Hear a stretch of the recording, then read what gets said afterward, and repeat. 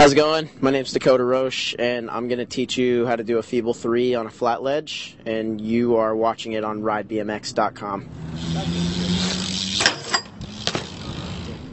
So before you try and huck a switch 3 out of a Feeble, you want to be pretty comfortable with Feeble 180s on flat ledges, because you're definitely going to need to know how to do that in order to do it out of a Feeble.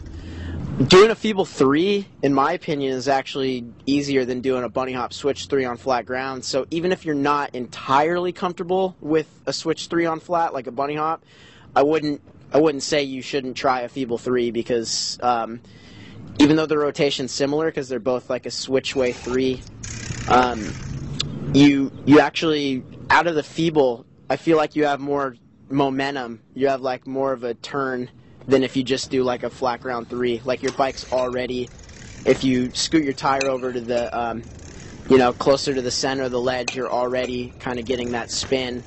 And if the ledge is slick, then usually that'll help you like get like a nice turn out, and that's kind of what you need to start to get a good rotation on the Feeble 3.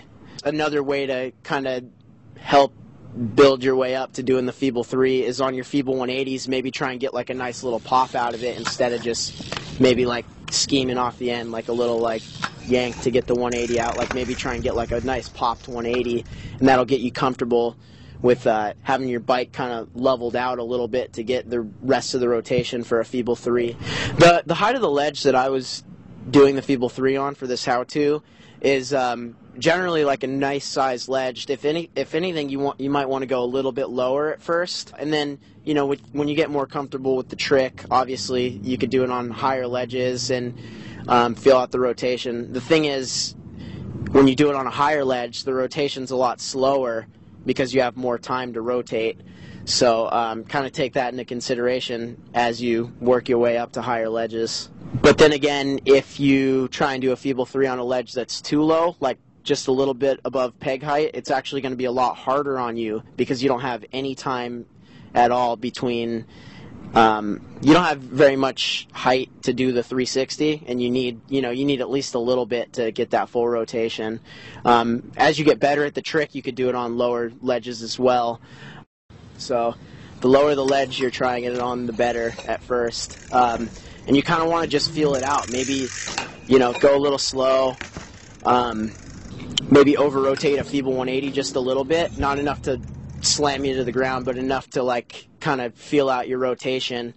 And, once you feel like you can get, like, a pretty good yank out of a Feeble, then I guess, you could start slowly, fully committing to the Feeble 3.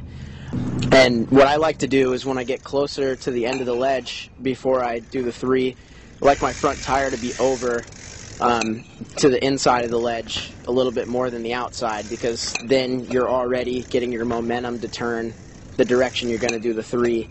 And that just helps with the spin quite a bit, actually. But you don't want to do it too much, because if your front wheel goes over too far, your back peg slips off. And if your back peg's slipping off when you go to rotate the 3, you're probably going to get body slammed to the ground. It's not fun. I've done it before. I guess getting the full rotation is the hardest part. It's the hardest thing to figure out. I think when I first started kind of figuring them out, I was landing back tire a little bit. I would do like kind of like a Feeble 270 pivot and get it like the rest of the way. And I mean, obviously that's all, fair when you're learning it, but as time goes on, you don't want to keep doing Feeble pivot 360s, because it doesn't look nearly as good as like popping like a nice crispy 3 out. So I guess it comes with time. You figure out how hard you could spin out of the 3 or out of the Feeble, and it's all about, I guess, sucking your bike up as much as you can to your body to get the full rotation. Because if you kind of just like pivot and not pop off the ledge, then chances are you're not going to make it around. And even if you do make it around, you're going to land back tire and pivot, which, like I said, doesn't really look that good. So it's all about getting the bike kind of like up and close to you so you can make the full rotation, come around clean, roll out smooth, look like a G, the whole 9.